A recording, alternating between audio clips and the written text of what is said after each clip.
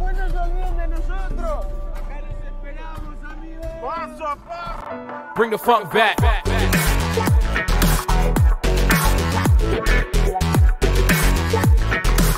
34 hari sudah berlalu, dan sampai hari itu mereka masih bisa bertahan di tengah-tengah gunung salju Andes yang sudah mulai mencair. Salah satu teman mereka bernama Arturo yang sudah tidak bisa berjalan karena kakinya patah. Mulai sakit memprihatinkan, mungkin nyawanya sudah tidak bisa tertolong lagi. Mulai banyak luka di punggungnya dan tubuhnya yang sudah semakin kurus. Arturo tewas, sudah tidak kuat melawan sakitnya.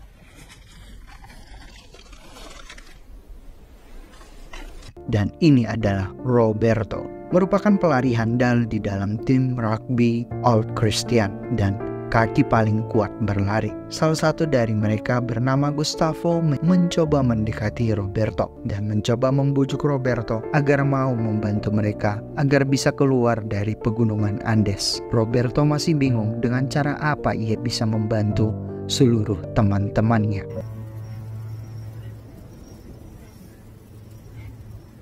Hari ke-36, 4 orang mencoba memutuskan untuk melakukan ekspedisi perjalanan menuju ke arah Argentina. Salah satunya Numa. Selama di perjalanan, Numa mulai tak kuat dengan kakinya yang sudah terluka sampai ia terjatuh. Akhirnya ekspedisi dibatalkan lagi dan mereka berempat kembali ke kabin.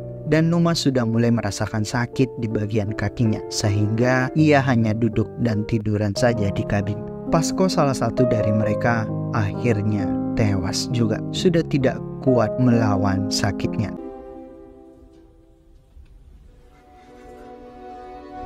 Esok harinya, Nando dan yang lainnya pergi lagi melanjutkan ekspedisi ke timur Argentina. Setelah mereka berjalan selama 3 jam, akhirnya menemukan ekor pesawat di balik bukit. Bersyukur mereka masih menemukan makanan sedikit, beberapa coklat dan rokok. Mendapatkan sebuah aki di ekor pesawat. Karena aki ini menyatu dengan ekor pesawat, jadi tidak bisa dibawa kembali ke kabin. Esoknya mereka kembali lagi ke ekor pesawat, membawa radio milik mereka. Mencoba untuk menyalakan radio tersebut menggunakan aki dan mencoba menyalakan beberapa sistem yang bisa terkonek dalam keadaan darurat. Itu tidak berhasil.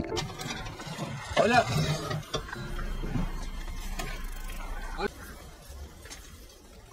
Hola.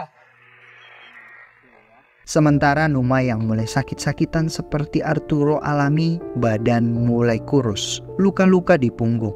Semakin hari, semakin sulit untuk mendapatkan makanan. Miyit-miyit yang sudah mati sudah mulai habis dimakanin oleh mereka, menjadikan hal yang tabu menjadi hal yang biasa, memakannya dengan mentah-mentah. Hampir setiap hari mereka di bangkai ekor pesawat mencari apa yang bisa dimanfaatkan. Saat itu Roy, salah satu dari mereka, menemukan sebuah parasut tebal yang anti air seperti sleeping bag, sebuah parasut yang bisa digunakan untuk menahan dingin.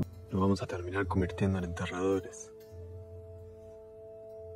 Ternyata selama perjalanan menuju pulang ke kabin, Nando sempat bercerita ke Roberto, mencoba membujuk Roberto bahwa mereka tidak ingin mati perlahan-lahan di Gunung Andes, hanya menunggu satu persatu dari mereka dicabut nyawanya. Nando ada keinginan untuk pergi menuju ke Chili untuk mencari bantuan dengan cara melewati gunung-gunung Andes. Dengan cara inilah mereka bisa selamat dari alam pegunungan. Tetapi Roberto masih ragu saat itu karena ia juga belum yakin apakah mereka bisa melewati Gunung Andes yang begitu kejam dengan badai saljunya agar sampai bisa ke Chili dengan kondisi yang begitu aman, dengan tujuan agar bisa menyelamatkan teman-temannya. Tapi saat itu Nando masih gagal meyakinkan Roberto saat itu.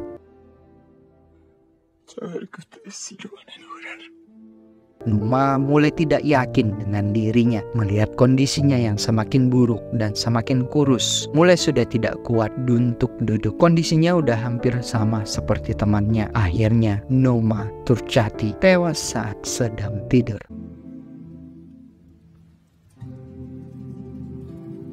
Numa sempat menulis sebuah surat wasiat untuk teman-temannya. Dari surat wasiat yang ditulis Numa, hati Roberto mulai tergugah dan mulai semangat lagi. Akhirnya ia putuskan mereka akan berangkat menuju ke Chile esok.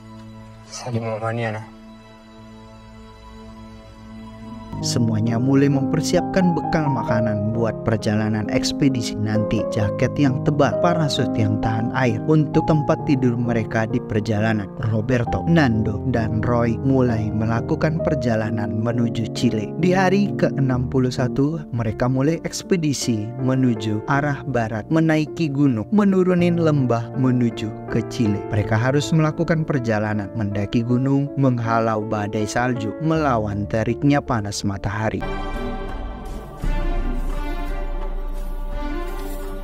Hari demi hari mereka lalui sampai mereka di ujung lembah Andes. Saat menatap kejauhan, belum menemukan apapun sama sekali. Yang masih terlihat adalah gunung-gunung yang diselimuti Andes. Nando adalah orang yang paling kuat dan yang paling yakin bahwa akan bisa keluar dari gunung ini. Tetapi Roberto yang mulai pasrah bahwa mereka akan mati selama di perjalanan. Roberto yang sudah hampir putus asa berhari-hari berjalan di pegunungan ini, tetapi tetap belum menemukan ujung dari gunung ini. Nando tetap meyakinkan Roberto, gunung ini pasti memiliki ujung. Salju juga begitu, memiliki ujung untuk mereka capai. Cuman selama perjalanan, makanan mereka juga sudah mulai menipis. Persediaan makanan hanya cukup 1 minggu saja, sementara mereka membutuhkan waktu bisa sampai ke Chile antara 10 atau 12 hari.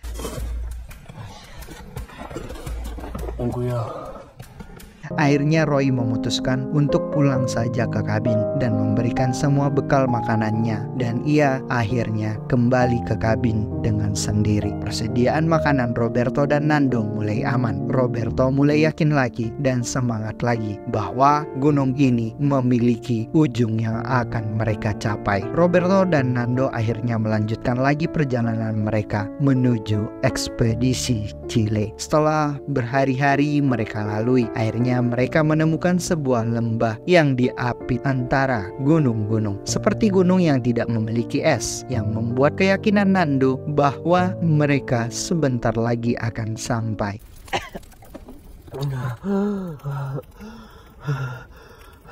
Akhirnya mereka menemukan sebuah pinggiran sungai yang tak bersalju. Perasaan yang sangat senang saat mereka sedang minum air dari sungai. Nando yang melihat sebuah katak sudah yakin bahwa mereka sudah ada di Chile. Tetapi lain lagi dengan Roberto. Justru ia melihat seseorang yang menatap mereka dari seberang sungai. Seorang yang tidak paham bahasa Uruguay. Tetapi mereka terus berharap bisa dibantu oleh orang tersebut. Dan orang tersebut membantu Nando dan Roberto, membawa mereka ke gubuknya. Mereka juga mendapatkan makanan yang layak di sebuah rumah kecil. Sementara pemuda Chile tersebut langsung menghubungi ke pihak terkait agar Nando dan Roberto mendapatkan perawatan yang layak.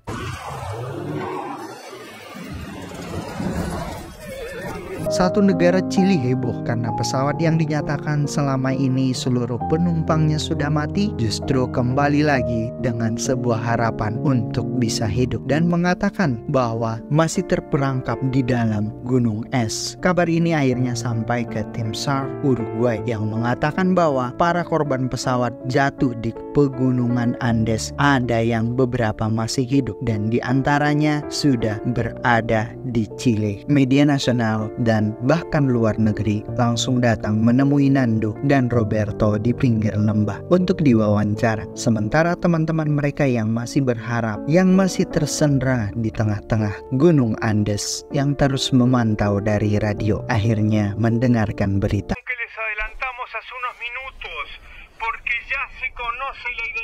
bahwa Roberto dan Nando sudah sampai dan selamat di Chile. Kabar yang sangat gembira, harapan hidup ada lagi dan mereka mulai bersiap-siap untuk dijemput. Dan di hari ke-71, tepat di tanggal 22 Desember 1972, Nando dengan bantuan helikopter negara Chile akhirnya menunjukkan teman-teman mereka di Gunung Andes menuju ke puing pesawat kabin, tempat teman-teman yang masih tersandra oleh alam.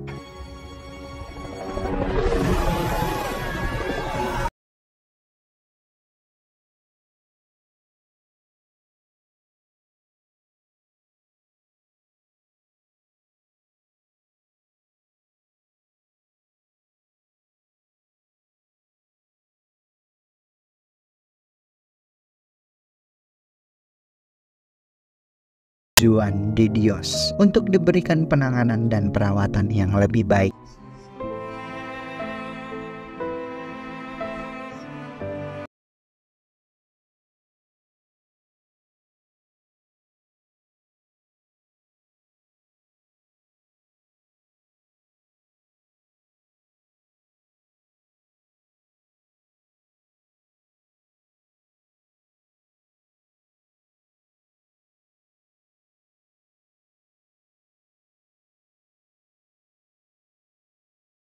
Tapi mereka tetap berusaha untuk menunjukkan ke dunia bahwa hidup ini tidak boleh berhenti meskipun dunia sudah tidak menganggap mereka ada. Meskipun mereka di Gunung Andes sudah terpuruk bertaruh antara hidup dan mati, tetapi akhirnya mereka